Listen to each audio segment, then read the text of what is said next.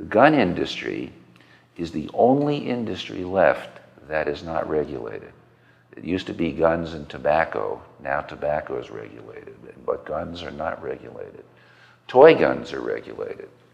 You know, how much lead can be in a toy gun, you know, how pointy can it be, it might take a kid's eye out, but real guns aren't regulated. People who are on the terrorist watch list, who cannot buy a plane ticket, they can't get on a plane, can go and legally buy any gun they want. There's 300 million guns that are not registered and that can be used, you know, without any tracking of them.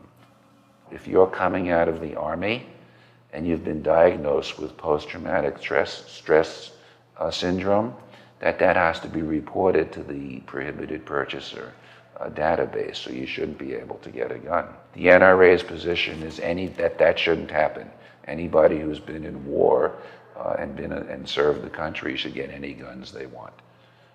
And most of these people, it's tragic, wind up killing their family and themselves with the guns that they have. So they don't want them reported anymore. Do you know the NRA is trying to introduce legislation to allow people with Alzheimer's to get guns? 25% of the industry sales go to criminals.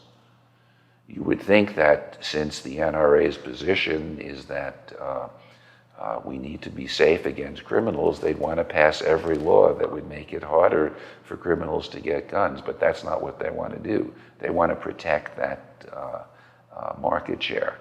So every law that would make it harder for criminals to get guns can't be passed. It's crazy. It's beyond crazy. We have 8 kids a day being killed by guns, and that's a nothing. You know, that's like, well, part of, you know, that's the price for having a Second Amendment. Well, that's over. That's going to change.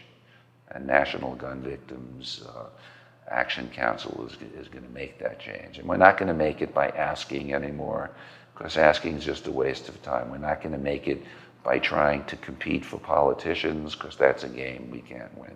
We are going to make it by introducing an economic lever so that everything all the organizations are working on, the Brady's, the gun violence prevention groups, will now have an economic lever behind it.